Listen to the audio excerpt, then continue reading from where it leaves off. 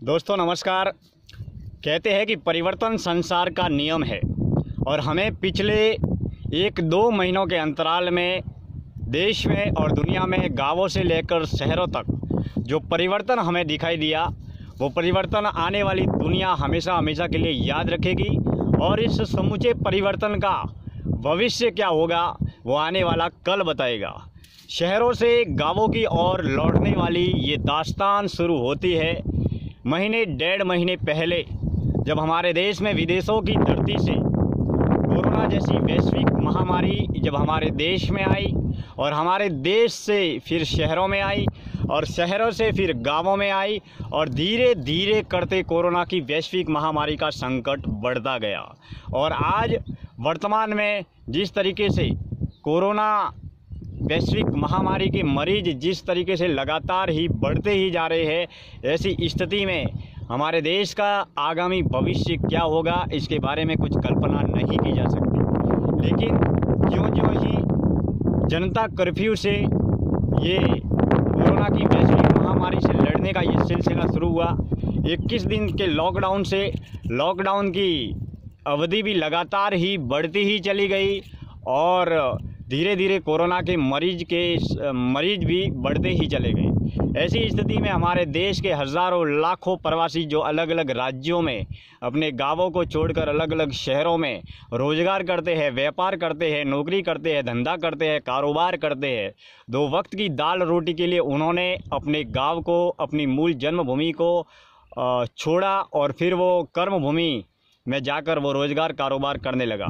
वैसे देखा जाए, अगर हम मंथन और चिंतन करें तो आज से 50 साल पहले, 100 साल पहले, 200 साल पहले या 500 साल पहले खेतीबाड़ी के परंपरागत रोज़गार धंधे को छोड़कर ज्यों-ज्यों आबादी बढ़ती गई तो वैसे ही लोग गांवों को छोड़कर शहरों की ओर पलायन करते गए। धीरे धीरे शहरों में जाकर लोग शहरों के ही होकर रह गए। धीरे धीरे गांवों की ज़मीन जागीर बहुत सारे लोगों ने बेच दी। आज बहुत सारे लोग ऐसे हैं जिन्हें मालूम तक नहीं कि हमारा मूल गांव कौन सा है, वो शहरों में रहते हैं और शहरों के ही होकर रह गए। ऐसे बहुत सारे लोग हमारे प्रवासी ऐसे भी हैं जिनके मूल गांव का नाम मालूम है, लेकिन उनके गांव में न तो रहने के लिए मकान है, न दुकान है, न खेतीबाड़ी है। लेकिन आज भी इस स्थिति को अगर देखा जाए तो बहुत सारे हज़ारों लाखों प्रवासी आज अलग अलग शहरों में रोजगार करते हैं, कारोबार करते हैं।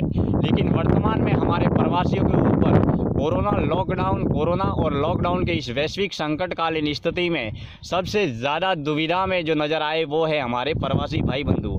आज उन्हीं प्रवासी भाई बंधुओं की दुख दर्दों को लेकर हम चिंतन करते हैं और विशेष रूप से शहरों से गांवों की ओर लौटती इस ज़िंदगी के बारे में हम विचार विमर्श करते हैं। हमने महीने या 1.5 महीने पहले सोचा तक नहीं था कि एक ऐसा दौर आएगा कि नियमित निरंतर चलती हुई ज़िंदगी पर एक विराम लग जाएगा। हमने कल्पना भी नहीं की थी कि इस तरीके का दौर आएगा जब शहरों से गांवों की ओर हज़ारों लाखों लोग पैदल चलते हुए, बस के माध्यम से, ट्रेन के माध्यम से, 4 व्हीलर गाड़ियों के माध्यम से वो फिर से शहरों से गांवों की ओर लौट आएंगे।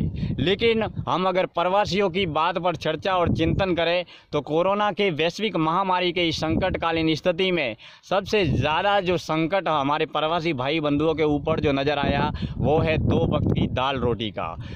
जनता कर्फ्यू से ये कारवां लगातार बढ़ता ही गया। लोग अपने अपने घरों में कैद हो गए। 21 दिन के लॉकडाउन के अंतराल में धीरे धीरे लॉकडाउन भी बढ़ता ही गया और ऐसी स्थिति में जब प्रवासी मुंबई, अहमदाबाद, सूरत या अलग अलग देश भर के अलग अलग शहरों में रहते हैं, वहाँ पर लगातार वो अपने घरों में या छोटे से फ्लैट में कैद हो गए। भाड़े की मकान, भाड़े का दुकान, सब कुछ भाड़े का। ऐसी स्थिति में जब रोज़गार, नौकरी, कारोबार, धंधे जब सब कुछ बंद है तो ऐसी स्थिति में उनका भविष्य क्या होगा और उनका वर्तमान क्या होगा उनके बारे में चिंतन करना अत्यंत आवश्यक है। जब महीने 1.5 महीने से लगातार जब दुकानें बंद हो गई, कारोबार बंद हो गया तो धीरे धीरे करते प्रवासियों की जेब से पैसा भी खत्म होने लगा। 2 वक्त की दाल रोटी के लिए भी उनके लाले पड़ने लगे। ऐसे बहुत सारे प्रवासी भाई बंधु ऐसे भी हैं जिनके माता पिता गाँवों में है या जिनके परिवार गाँवों में है और वो शहर में केवल नौकरी, रोजगार या व्यापार करते हैं। ऐसी स्थिति में कुछ दिन तो निकाल दिए, लेकिन जब लंबा समय जब बढ़ता गया, महीना 1.5 महीना हो गया, तो जेब से पैसे भी खर्च हो चुके थे और खाने पीने की व्यवस्था भी नहीं था, पास में एक पैसा भी नहीं था।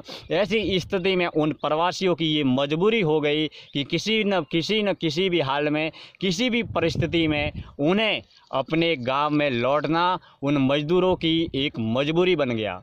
ऐसी स्थिति में बहुत सारे हज़ारों लाखों प्रवासी भाई बंधु कुछ पैदल चल दिए, कुछ 2 व्हीलर, कुछ 4 व्हीलर, कुछ बसों के माध्यम से, कुछ ट्रेनों के माध्यम से उनका शहरों से गांवों की ओर लौटने का ये सिलसिला शुरू हुआ।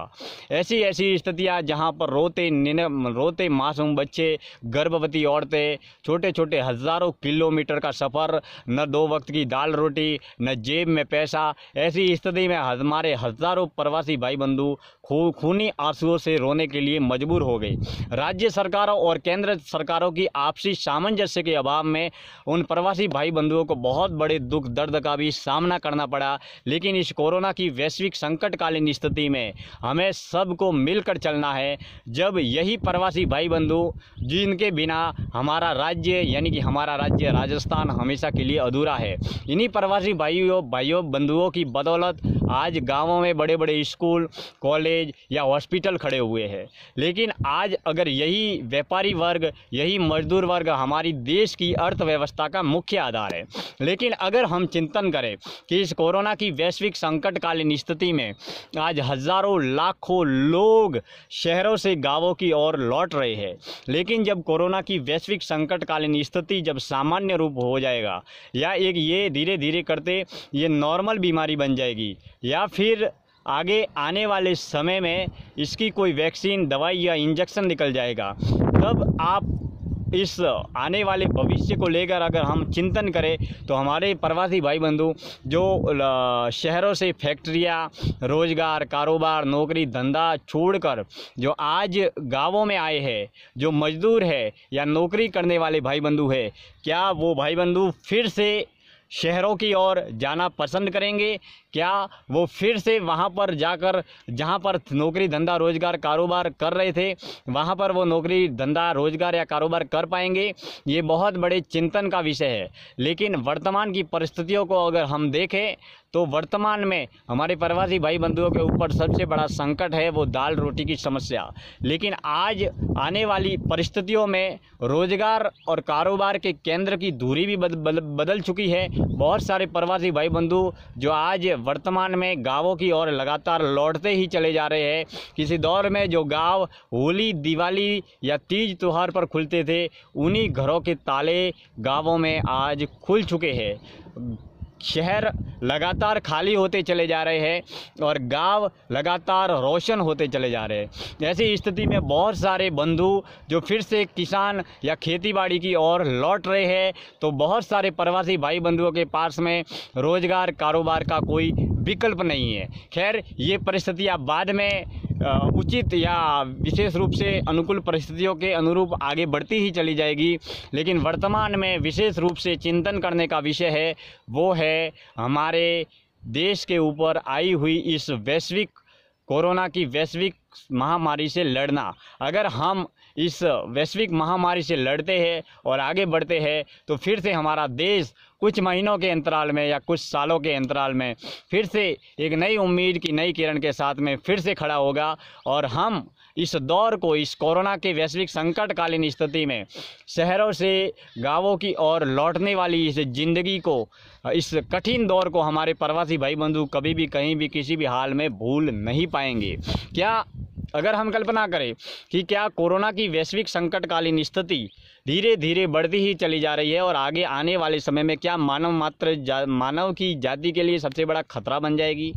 क्या यही कोरोना की वैश्विक महामारी धीरे धीरे एक सर्वसाधारण या नॉर्मल सामान्य बीमारी बनकर रह जाएगी?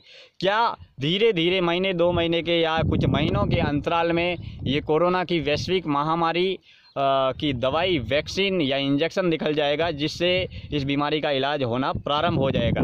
लेकिन वर्तमान की परिस्थितियों को अगर देखा जाए तो कोरोना के मरीज लगातार ही बढ़ते ही चले जा रहे हैं।